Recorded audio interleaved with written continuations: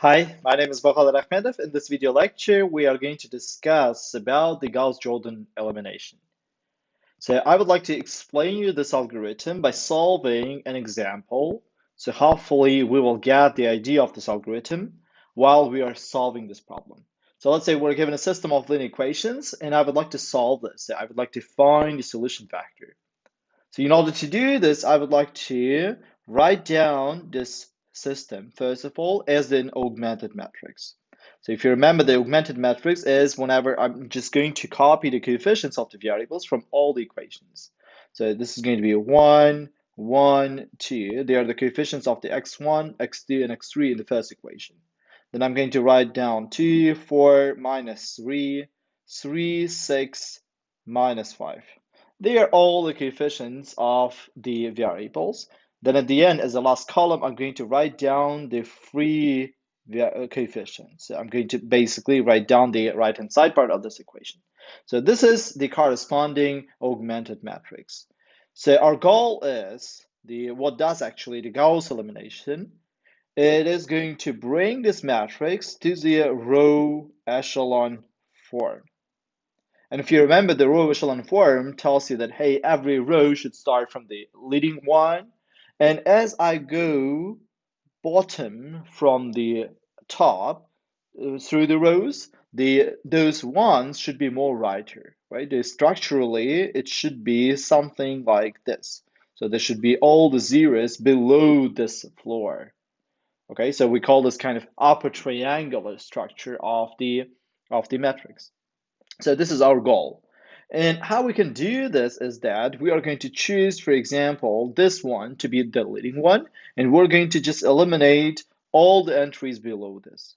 Then we'll go to the second entry here, and we are going to eliminate all the entries below this.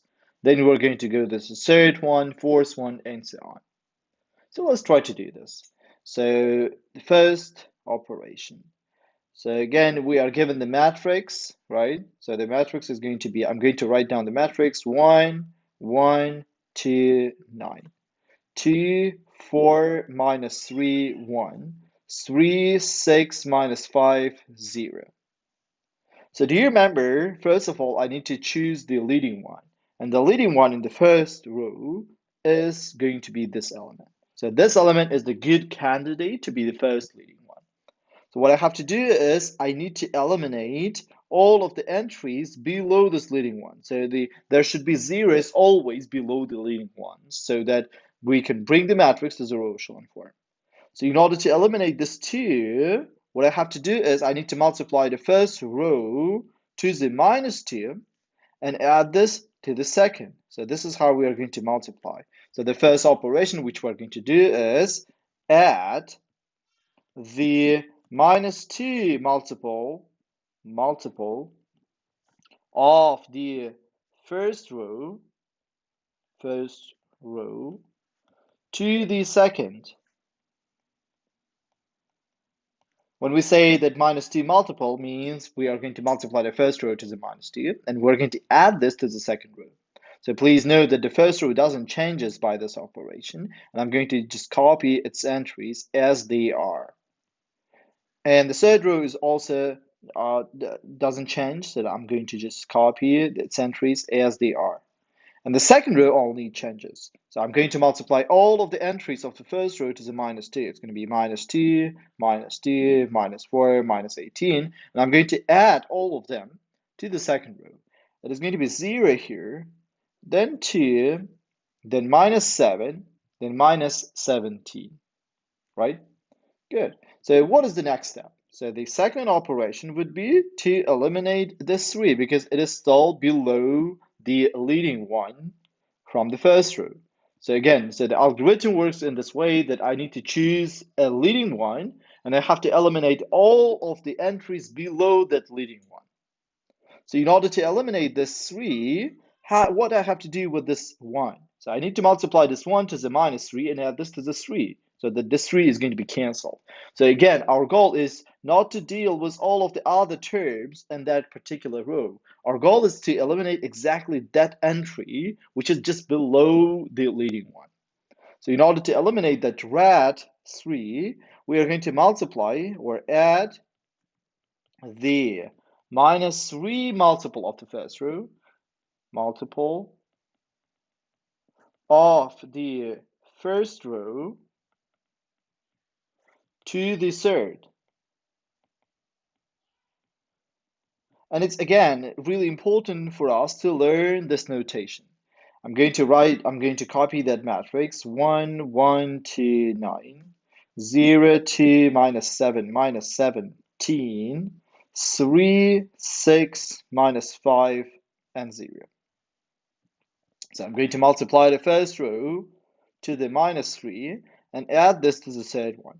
So again, whenever we are doing this operation, only the third row is gonna change. So the row where I'm going to add the multiple of the first row. All the other rows are going to remain the same. So essentially 1, 1, 2, 9 is going to be the first row, 0, 2, minus 7, minus 17 is going to be the second row. So all of the entries of the first row are going to be multiplied as a minus 3. It's going to be minus 3, minus 3, minus 6, minus 27. And I'm going to add them to the third row. If I add them to the third row, I'm going to get 0 here, 3 here, minus 11 here, and minus 27 here. So you see, this was our goal. So we chose the pivot, the leading one, and we eliminated all of the entries below that leading one. So what's next step? So the next step would be I'm going to go to one row below and I'm going to choose the first non-zero entry. So here, the first non-zero entry is this 2, right? And I need to make this 2 to be equal to the 1. But before we do this, let me just eliminate all the entries below that 2. And again, so if I choose one of the entries to be this leading one, to be a candidate to be a leading one, I have to eliminate everything below that. So I'm going to eliminate everything below that, and this 3 is below the 2. In order to eliminate the 3, what I have to multiply the 2? So the 2 multiplied to the minus, oops, sorry. So in order to eliminate the 3, we need to multiply the 2 to the minus 3 over 2. So the 2 should be multiplied to the minus 3 over 2. And if I add this to the 3, it is going to be equal to the 0. Okay? So that is why our third operation would be, so we are going to add the minus 3 over 2 multiple of the second row, multiple of the second row to the third.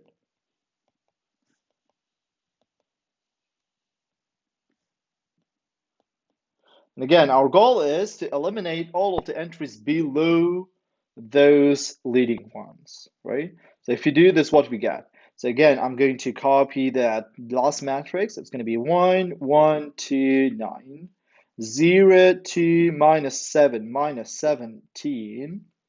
And now, so 0, 3, minus 11, minus 27. And I'm going to denote the multiple of the second row. So minus 3 over 2 times to the second row plus the third one. And again, so all the rows remain the same except this third row where I'm adding the multiple of the second row, right?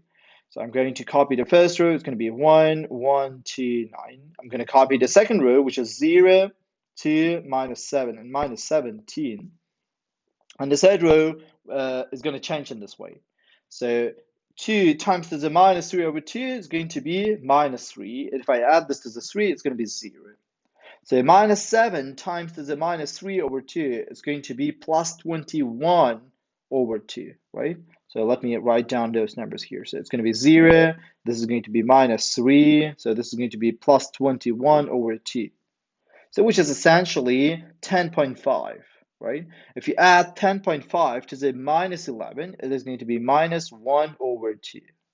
Okay, so minus 17 times to the 3 over 2 is going to be minus 51 over 2, right? So, or plus 51 over 2. So plus 51 over 2, it's 25.5. So 25.5 minus 27 because I'm adding this 25.5 to the third row, it is going to be equal to the minus 3 over 2. Okay, so it's kind of it, right? So I've got this structure. If you remember, we discussed that everything below the structure should be equal to the 0. So there are some minor things which I have to do. It is essentially to make this entry to be equal to the 1 and to make this entry to be equal to the 1. But it is not so difficult. We can just multiply the second row to the 1 over 2 and the third row to the minus 2, so that it is going to be equal to, it is going to be the row echelon form. So we can do these two operations at once, actually. So we're going to multiply the second row to the 1 over 2, and the third row is going to be multiplied to the minus 2. Okay, so let's do this again. So I'm going to copy the last matrix, 1, 1, 2, 9, 0, 2, minus 7, minus 17, 0, 0, minus 1 over 2, minus 3 over 2. So it is really important to write down what you're doing so that the people who are reading your solution will understand what you're doing. So 1 over 2 are 2, and minus 2 are 3. So the second row is multiplied as a 1 over 2, so it becomes 1, 1, 2, 9, 0, 1, minus 7 over 2, minus 17 over 2. The last row changes in this way, so it's going to be 0, 0, 1, and minus 3 over 2 times to the minus 2, it's going to be 3. Okay, so now this matrix in the row echelon form, right? So you see the entries below the pivots are equal to the 0, and this is the most important part. And the first non-zero entries of the rows are equal to the 1. So this is the row echelon form. So the algorithm which brings the augmented matrix, so the original augmented matrix, to the row echelon form is called the Gauss elimination. So the augmented matrix to the row echelon form, this algorithm is called the Gauss elimination. And this form is already good for us to be able to solve this equation. So we're going to do one-time backward substitution in order to solve this. So let me explain you what do I mean. So do you remember here, what we did is we copied the coefficients of the equations to the 3 columns, and the right-hand side part of the equation was copied to the last column. At the same time, now I've got the matrix, right? So this is still an augmented matrix. The first 3 columns are the coefficients, and the last column is the right-hand side part. So let me rewrite this augmented matrix, the last augmented matrix, as a system of linear equations again. So this is going to be x1 plus x2 plus 2 times x3 is equal to the 9. So what does the second equation tells me? That x2 minus 7 over 2x3 is equal to the minus 17 over 2. And the last equation tells me that x3 is equal to the 3, right? And solution of the system, solving the system, is superbly easy. What I have to do is I need to go from the back to the forward. Essentially, I'm going to substitute the x3 to the second equation and find x2. Then I'm going to substitute x2 and x3 to the first equation, and I can find x1. So let me explain you what do I mean. So the x3 is equal to the 3. If I just substitute x3 to be equal to the 3 to here, it is going to be minus 21 over 2. So minus 21 over 2 here, and x2 is going to be equal to the minus 17 over 2 plus 21 over 2. So which is going to be plus 4 over 2, which is equal to the 2. Now I know what is x2 and what is x3. So instead of here, x2, I'm going to put 2. And instead of x3 here, I can put 3. So this is going to be x1 is equal to the 9 minus 2 minus 6, right? Which is going to be equal to the minus 8, which is equal to the 1. So you see, so if your augmented matrix in the row echelon form, it is really easy for us to solve this equation by just making one-time backward substitution. So this procedure, when we solve the row echelon form, is called the backward substitution, because we are substituting the values of the variables from the below to the top. Okay, so the solution vector of the system is going to be x1 is equal to the 1, x2 is equal to the 2, x3 is equal to the 3. Now, the problem is we can implement the Gauss elimination in a computer so that computer automatically brings the matrix to the row echelon form. And then we have to make this backward substitution, probably by hand, for example. And what does the Jordan thought about is that why don't I just continue doing the elementary row operations and bring this matrix from the row echelon form to the reduced row echelon form.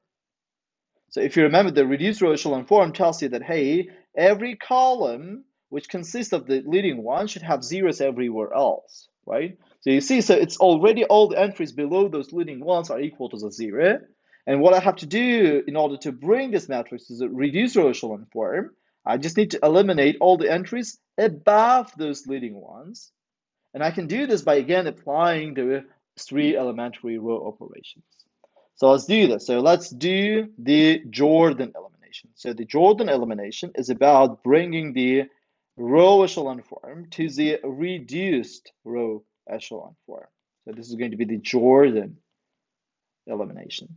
So let's continue our matrix. So again, our matrix was in the form of 1, 1, 2, 9, 0, 1, minus 7 over 2, minus 17 over 2, 0, 0, 1, and 3. So now, if you remember here in the beginning, what we did is we started from the very first row, we chose the pivot, the leading one, and we started eliminating all the entries below that leading one. So in the Jordan elimination, we're going to start from the last row. I'm going to choose the last row, I'm going to choose the leading one, and I'm going to try to eliminate everything above that leading one. Then I will go to the second row, to the first row, and so on. I'm going to choose those leading ones and eliminate the entries above them. So the first of all, I would like to eliminate so this entry, say minus 7 over 2. In order to eliminate this, so what I have to multiply this one on the third row, so that this is going to be plus 7 over 2, so that if I add this to the second row, so this minus 7 over 2, it's going to vanish. So obviously it is going to be simply 7 over 2, right? So 7 over 2 times to the third row plus the second row. And again, if you remember, so only the row where I'm adding the multiple of the another row is going to change, and all the other rows are remaining the same. So I'm going to multiply, I'm going to copy the first row, it is 1, 1, 2, 9. And the last row is going to be 0, 0, 1, 3. And the second row is going to change in this way. So the first two elements are not going to change because I've got zeros there on this third row. So this element is going to be equal to the 0 because 1 times to the 7 over 2, it's going to be 7 over 2. And 3 times to the 7 over 2, it's going to be 21 over 2. And if I add this 21 over 2 to the minus 17 over 2, it's going to be 4 over 2 or simply 2. So what is the next step? Again, I'm going to choose this leading one and continue eliminating the entries above this, which is going to be now this 2, right? So in order to eliminate this 2, what we have to do is we need to, so I'm going to now continue. So instead of just copying everything every time, I'm just going to continue. So we need to multiply the third row to the 2, or to the minus 2 now, and add this to the first one, okay? So because 1 times to the minus 2 becoming minus 2, and this minus 2 can eliminate that 2 on the first row. So now I'm going to copy the third row as it is. So 0, 1, 0, 2. And the first row is going to change in this way. So I'm going to copy the first 2 entries as they are because I've got zeros here in these 2 positions on the third row. So 1 times to the minus 2, it's going to be minus 2, right? So let me write this here. So minus 2. So 3 times to the minus 2, it's going to be minus 6. I need to add them to the first row. So if I add them, it is going to be 0 here, and it's going to be 3, plus 3 to here. Okay, so is it this matrix in the reduced row echelon form? So let us check. So I've got the leading one here, the leading one here, and the leading one here. And for every column which consists of the leading one, everything should be 0. And it doesn't work for the second column here because of this 1, right? I have to eliminate this 1 as well so that it becomes the reduced row echelon form. So, and fortunately for us, we can do this really easily. So we have to multiply the second row to the -1 and add this to the first one. Okay, essentially -1 times the second row added to the first one. And this is going to be equal to 1, 0, 0. So this 2 times to the -1 added to the 3 is going to be equal to the 1, right? Again, so if the second row, all the entries of the second row are multiplied to the -1, it's going to be 0, -1, 0, -2. I multiply them imaginary, right? So I'm not going to change the second row. And then I'm going to add them to the first row, and this is going to be 1, 0, 0, 1. The second row and the third row are going to remain the same. And again, please do not remember that this is an augmented matrix where the 3 columns are the coefficient matrices, and the last column here is going to tell us what is the solution, right? So again, we can write down this augmented matrix, the last augmented matrix, as the system of linear equations, where every row is going to mean the coefficients of the variables. Essentially, for the first row, 1, 0, 0 means 1 times the x1 plus 0 times the x2 plus 0 times the x3. This is equal to the 1. So essentially, this is x1 is equal to the 1, right? The second row is 0 times the x1 plus 1 times the x2 plus 0 times the x3 is equal to the 2. It means that this is x2 is equal to the 2. So the third row is 0 times the x1 plus 0 times the x2 plus 1 times the x3 is equal to the 3, means that x3 is equal to the 3.